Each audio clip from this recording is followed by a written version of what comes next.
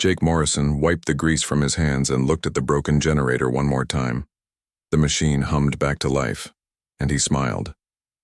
Another problem solved. He worked as a mechanic in the New Eden colony, fixing everything from water, pumps to spacecraft engines. It was honest work, and he liked it. The colony sat on a dusty planet called Kepler 452b, about 1,400 light-years from Earth. Humans had been here for 30 years now, building a new home among the stars. The red soil reminded Jake of Mars, but this place had air you could breathe and water you could drink. Not perfect, but good enough. Jake packed his tools and headed to the market square. Every Tuesday, alien traders came to New Eden to sell their goods. The square buzzed with different languages and strange smells. Purple fruits from Vega 7 sat next to glowing crystals from the Centauri system. Jake loved these days because they reminded him that humans were part of something bigger now. That was when he first saw her. She stood near a vendor selling fabric that changed colors in the light. Her skin was blue like the deep ocean, and it seemed to glow from within. Her hair was silver and moved like it was underwater even though there was no wind. But it was her eyes that made Jake stop walking. They were violet, bright, and sharp, and they were looking right at him. Jake felt uncomfortable. He had seen many alien species before, the tall grays with their big heads, the reptilian draconians with their scales, even the energy beings from Proxima who looked like living lightning. But this woman was different. She looked almost human except for the blue skin and those strange eyes. He turned away and walked to another stall. When he looked back, she was still watching him. Not the crowd, not the other humans, just him. Jake bought some food and left quickly. Maybe she was just curious about humans. Some aliens found them interesting because humans were still new to space travel. Earth had only discovered faster than light travel 25 years ago. Most other species had been traveling the stars for thousands of years. The next morning, Jake went to work at the repair shop like always. The shop was a large building made of metal sheets full of broken machines waiting to be fixed. His boss, Katie Chen, was already there, working on a mining drone. Katie was tough and smart. She had been one of the first humans to graduate from the Galactic Technical Institute. She taught Jake everything he knew about alien technology. Their machines were different from human ones, but the basic ideas were the same. Energy had to flow. Parts had to move. Systems had to work together. Jake started working on a communication device from a trading ship.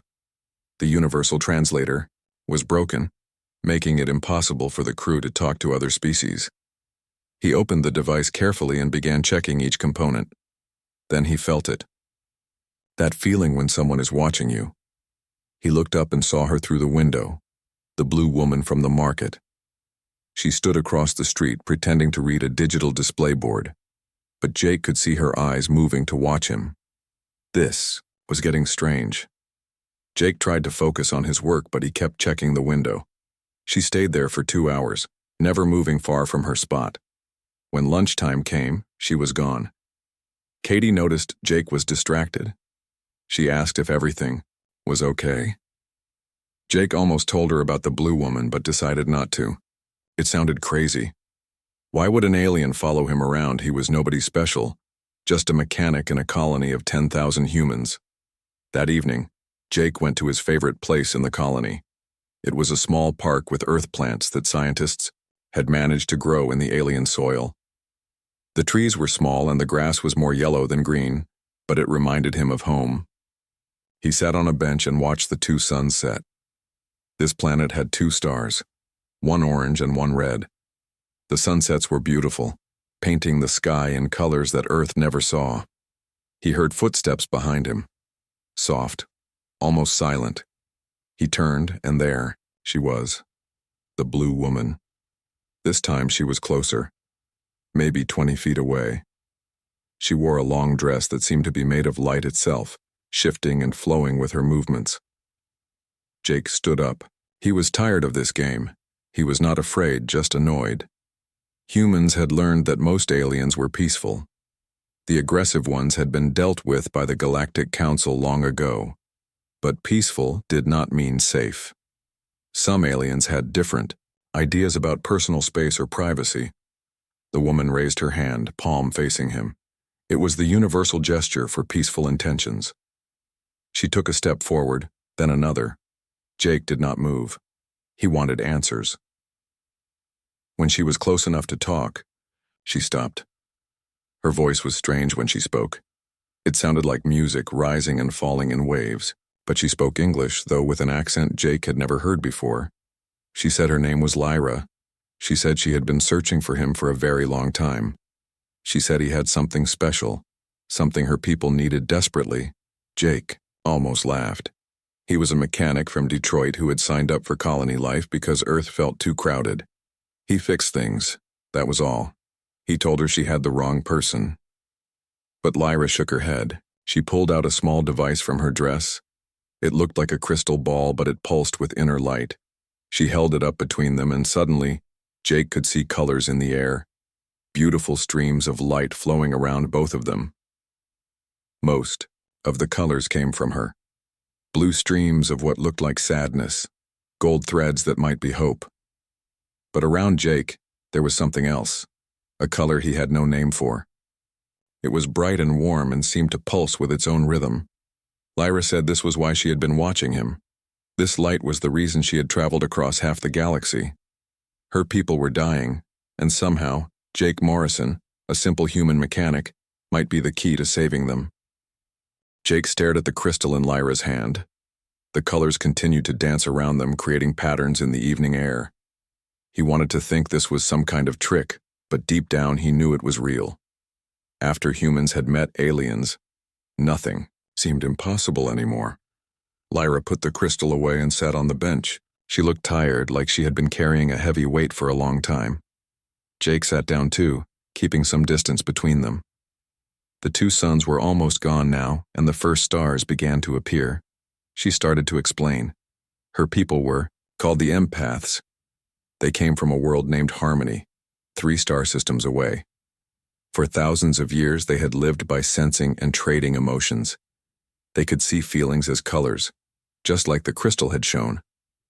They built their entire civilization on this ability. But something had gone wrong. 200 years ago, they had stopped learning practical skills. Why learn to fix a machine when you could trade joy for someone else to do it? Why study science when you could exchange peace for knowledge? They became experts at feeling but forgot how to do. Now their world was falling apart. The great machines that cleaned their air were breaking down. The systems that grew their food were failing. The generators that powered their cities were dying one by one. And nobody knew how to fix them. Jake listened without interrupting. He had heard similar stories before. The Vegan civilization had almost destroyed itself by relying too much on artificial intelligence. The Arcturians had nearly died out when they forgot how to grow food naturally. Technology was wonderful, but forgetting the basics was dangerous. Lyra continued her story. Her people had tried to hire other species to fix their machines, but most aliens wanted resources they did not have. Some wanted rare minerals. Others wanted advanced weapons. The Draconians had offered to help, but only if the empaths became their servants. Then Lyra had remembered the old stories. Legends spoke of beings who had a special light. The Makers, they were called. These beings could create and fix and build with a joy that came from within. The story said the Makers would appear when the galaxy needed them most. Most empaths thought the stories were just myths. But Lyra believed. She had convinced the council to let her search for these Makers. She had visited dozens of worlds and met hundreds of species. But she had never seen the Maker light until she came to New Eden. Jake shook his head. He was just one person. He could not save an entire civilization. He told Lyra this, but she smiled sadly. She explained that she did not need him to fix every machine on her world. She needed him to teach. Her people had to learn how to be makers themselves. They had to remember the satisfaction of creating something with their own hands. They had to discover that doing could bring as much joy as feeling. The idea was interesting, but Jake had questions. How long would this take? What about his life here? What about his job and his friends? He had worked hard to build a life in New Eden. Lyra understood his concerns. She was not asking him to leave forever. Maybe a year, maybe 2. She would make sure he was paid well. Her people still had some valuable things to trade.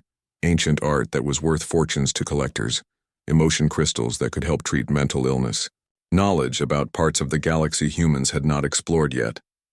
Jake stood up and walked to the edge of the park. From here he could see the whole colony. The lights were coming on in the buildings. People were going home after work.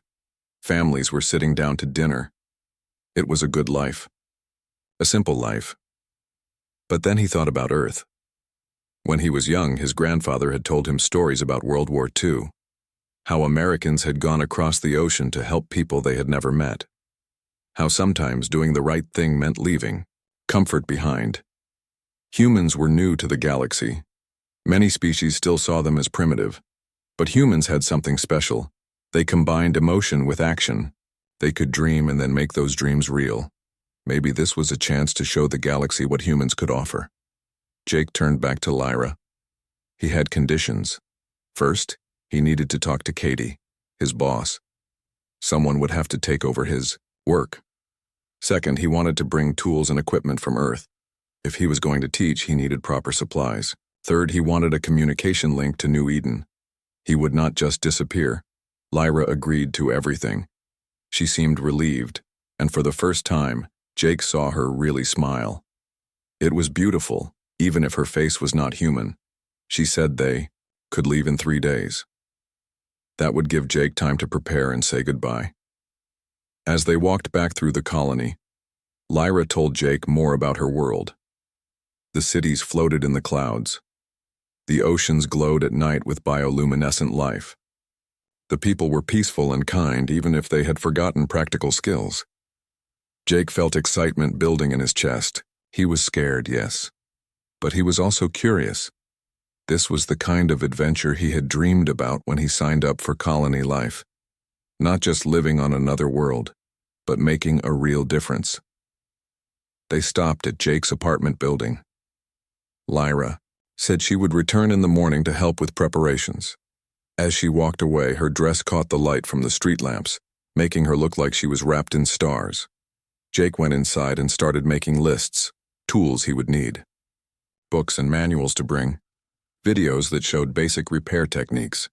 He would also need to learn about empath technology. Their machines might work on different principles than human ones. He called Katie on his communication device. She listened to the whole story without interrupting. When Jake finished, she was quiet for a moment. Then she said this was exactly the kind of thing humans should be doing. Helping others, sharing knowledge, building bridges between species. The next 3 days passed quickly. Jake worked with Katie to organize everything at the repair shop. She found 2 young mechanics to take over his work. They were twin brothers named Sam and Pete, fresh from Earth with energy and enthusiasm. Jake spent hours showing them the quirks of alien technology and the special tools needed for different species machines. Lyra came each morning to help. She was different now, more relaxed. She smiled more, and even laughed when Jake dropped a heavy toolbox on his foot.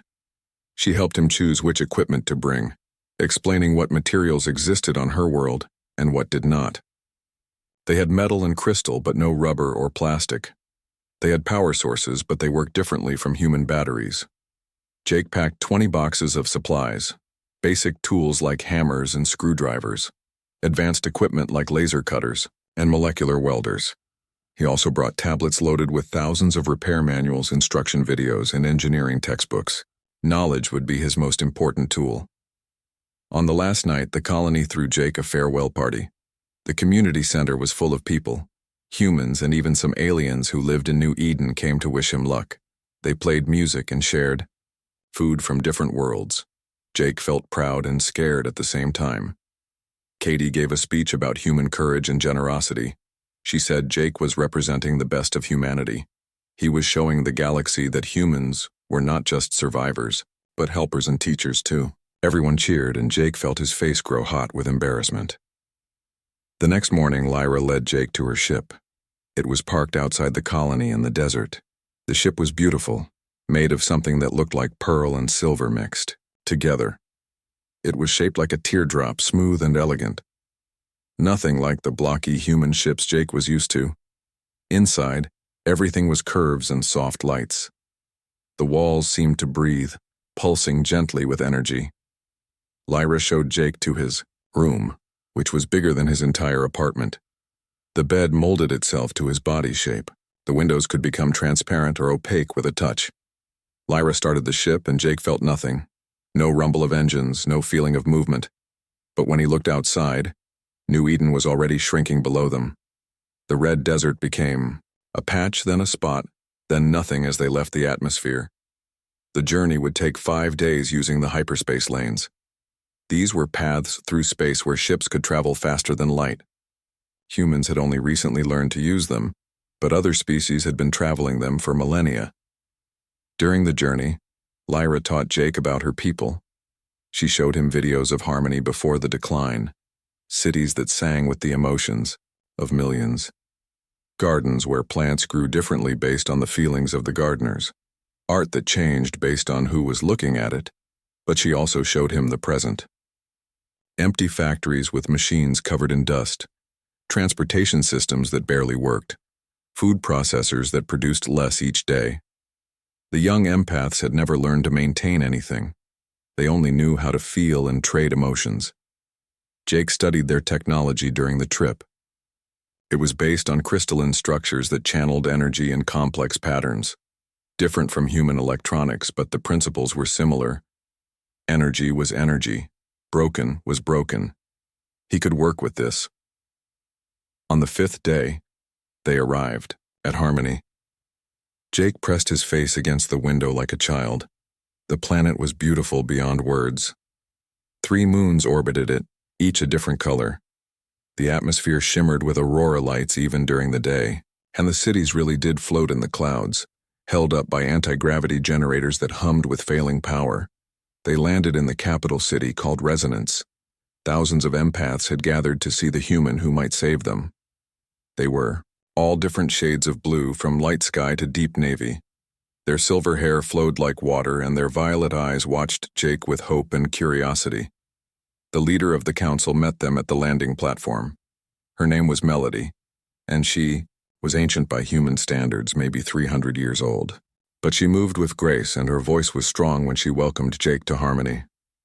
She took them to the central tower, where the main city systems were controlled. Jake could hear problems immediately. Generators whining at the wrong frequency, pumps struggling with irregular rhythm, circuits sparking where they should be silent. The whole city was like a patient with multiple organ failure. Melody showed Jake the machine rooms. They were vast spaces filled with equipment that no one understood anymore. The last empath engineer had died 50 years ago. Since then, they had been running on automatic systems and luck, but luck was running out. Jake walked through the rooms, touching machines, listening to their sounds, feeling their vibrations. His fingers found broken connections, worn parts, misaligned components. Some problems were simple. Others would take time. But nothing was impossible. He turned to Melody and Lyra. He needed a workspace and assistants, not trained mechanics, because those did not exist here, but empaths who were willing to learn. Young ones would be best without preconceptions about what they could or could not do. Within an hour, Jake had a workshop and 20 volunteers. They were all young empaths, curious and eager. They had never held tools before, but their eyes were bright with interest. Jake noticed that when they were excited, their skin actually glowed brighter. He started with the simplest lesson: how to hold a wrench, how to turn a screw, how to identify a broken connection. The empaths were clumsy at first, dropping tools and fumbling with parts. But they learned quickly, and Jake saw something wonderful. When they successfully fixed something, even something tiny, they radiated joy that was visible as golden light. By the end of the first day, they had repaired 3 small generators. It was a tiny victory in a massive war against decay. But it was a start.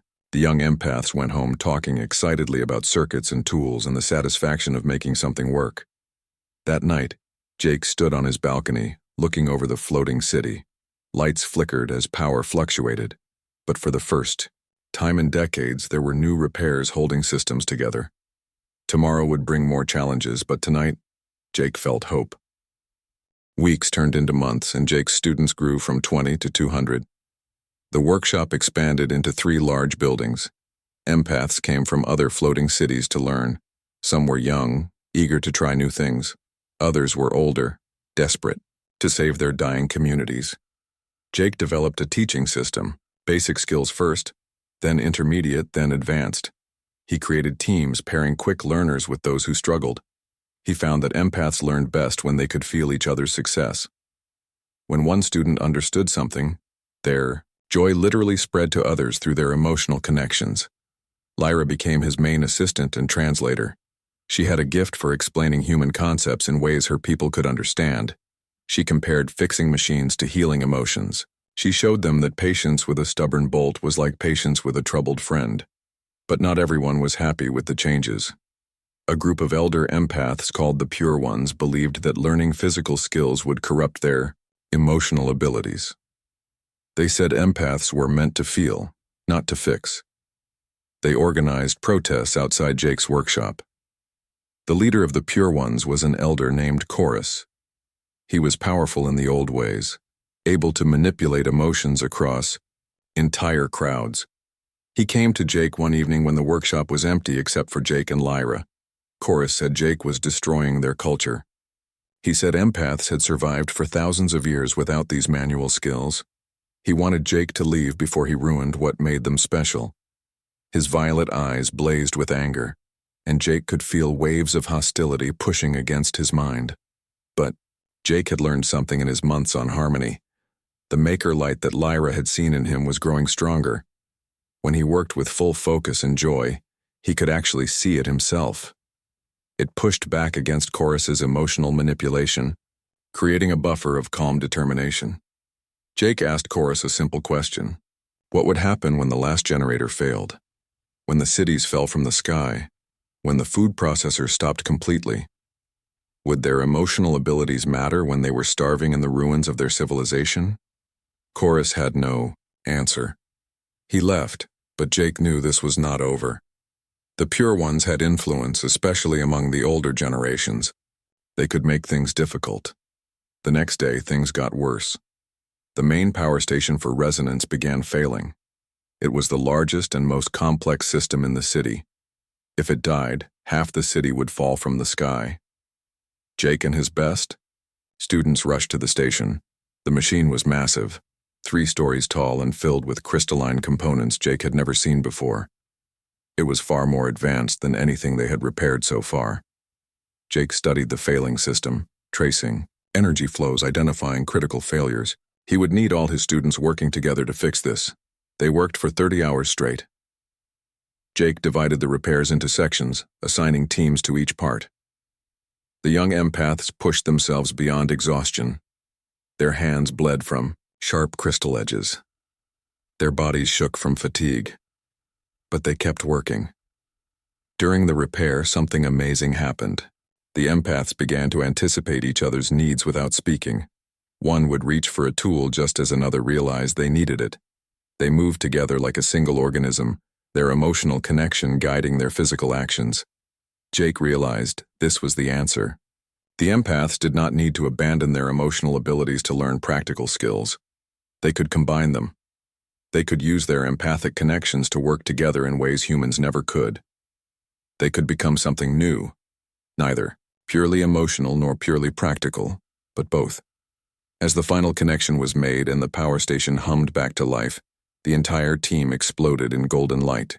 Their joy was so intense it could be seen from across the city. People came running to see what had happened. Even Chorus came.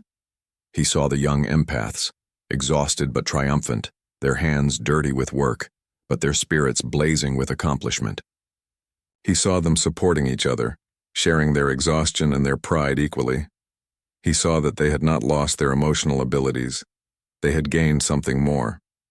The success at the power station changed everything. Support for Jake's teaching program grew rapidly.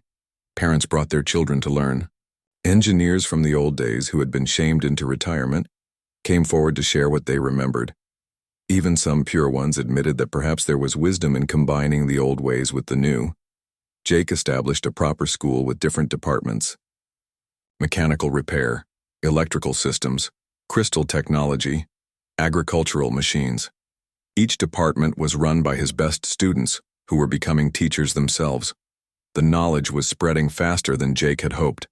After 6 months, something remarkable was happening across Harmony. Cities that had been dark were glowing again.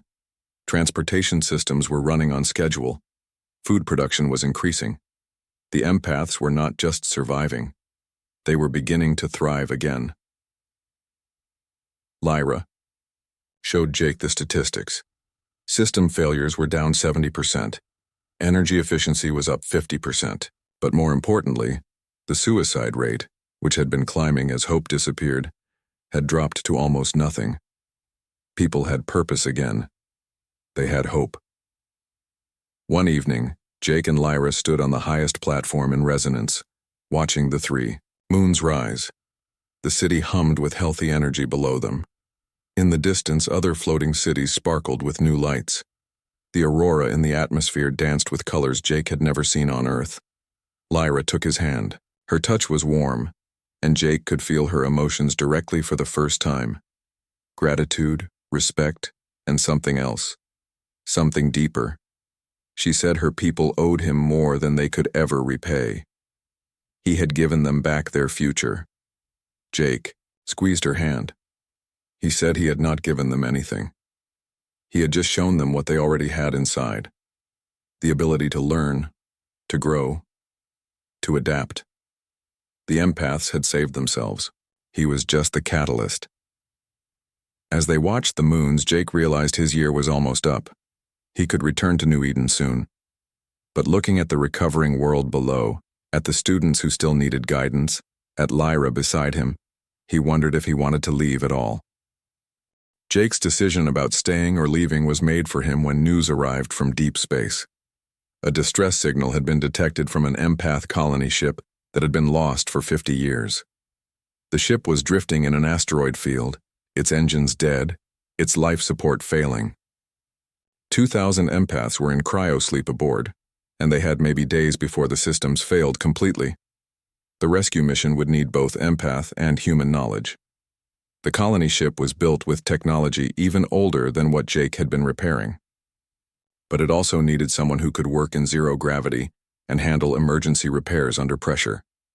Jake volunteered immediately. Lyra insisted on coming too. She said Jake would need someone who understood the old ship designs and could read the ancient empath technical symbols. The council agreed and gave them their fastest ship, crewed by Jake's best students. The journey to the asteroid field took 2 days. Jake used the time to train his students in zero-gravity repairs. The empaths had never worked in space before. Their civilization had forgotten space travel along with everything else. But they learned quickly, their emotional bonds helping them coordinate in the weightless environment. When they reached the colony ship, it was worse than Jake had imagined. The massive vessel was tumbling slowly through space, its hull punctured in dozens of places by micro-asteroids. No lights were visible. It looked like a dead whale floating in an ocean of stars. Jake suited up in a spacesuit modified for the mission. His students wanted to come, but he refused. This first examination was too dangerous. He would go alone to assess the damage. Lyra protested, but Jake was firm. He had experience with spacewalks from his time repairing ships at New Eden.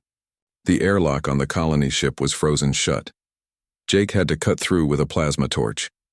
Inside, the corridors were dark and filled with floating debris. His helmet light showed frost on every surface. The temperature was near absolute zero. He found the cryo chamber after an hour of searching. The pods were still active, drawing the last power from dying batteries. The faces of sleeping empaths were visible through frosted glass. Men, women, children, all trusting that someone would save them. Jake checked the power levels. 72 hours at most. Back on their ship, Jake laid out the situation. The colony ship's main reactor was cracked. It could not be repaired, but the backup generators might work if they could replace key components. The problem was that these components did not exist anymore. They would have to build them from scratch. Jake's students rose to the challenge. They worked in teams, some analyzing the old designs, others fabricating parts from available materials. The emotional pressure was intense. Everyone knew that 2,000 lives depended on their success, but instead of paralyzing them, it focused them. For 40 hours, they worked without rest. Jake led teams into the colony ship, removing damaged components and installing new ones. The empaths proved that their emotional abilities had an unexpected advantage in space. They could sense each other's presence, even through spacesuits, allowing them to coordinate perfectly in the dark, tangled interior of the ship. The breakthrough came when one of Jake's students, a young empath named Harmony, suggested using their own ship's secondary power core to jumpstart the colony ship's generators. It was risky. If it failed, both ships would be stranded. But Jake calculated the odds and decided to try. The connection process was delicate. Jake and Lyra worked together in the colony ship's engine room, while the students managed the power transfer from their own vessel. When Jake gave the signal, they began the energy flow. For a moment, nothing happened. Then slowly, lights began to flicker on throughout the colony ship. Air began to flow. Heat returned to the frozen corridors. The generators caught the spark and began their own reaction. The ship was alive again, but they were not done. The navigation system was destroyed. The ship could not fly itself to safety. Jake made another difficult decision. Half his students would stay on the colony ship to maintain the repairs, while the other half would return to Harmony to get help. For 3 weeks, Jake lived on the colony ship with 10 of his students. They worked constantly to keep the systems running. They had to wake some of the colonists who had technical knowledge from the old days. These empaths were confused and frightened, having gone to sleep expecting to wake at a new world, not in a damaged ship in an asteroid field. But when they saw young empaths repairing systems working with tools, their fear turned to wonder. Jake watched as the old colonists shared knowledge with the young students, knowledge that had been thought lost forever. The crisis had become an opportunity to recover part of their heritage. When the rescue fleet arrived from Harmony, it was led by Chorus himself. The elder who had opposed Jake's teaching had become one of his strongest supporters after seeing the transformation of their world. He personally thanked Jake for saving the colonists. The colony ship was towed back to Harmony. The 2,000 colonists were welcomed as heroes who had survived the impossible. But they were also amazed at what had happened to their home world. When they had left 50 years ago, it was beginning its decline. Now it was recovering, growing strong again. At the celebration feast, Melody announced that Jake would be given the highest honor of Harmony. He would be named a Builder, the first non-empath to receive the title in their history. It came with citizenship, land, and most importantly, the legal right to establish a permanent school. Jake stood before thousands of empaths to receive the honor, but he had his own announcement. He called Lyra to stand beside him. He said that humans had a tradition when they found a home and a purpose and someone to share them with. He asked Lyra to be his partner in work and in life. The joy that exploded from Lyra lit up the night sky. Every empath in the city felt it and shared it. It was the brightest emotional display ever recorded on Harmony. She said yes, of course, and kissed Jake while thousands cheered. Jake sent a message to New Eden. He was not coming back, at least not to stay. He had found something better than a job or a colony. He had found a purpose, a people who needed him, and love. He invited other humans to come and learn what he had learned. That sometimes the greatest human ability was not their maker light, but their capacity to bridge worlds.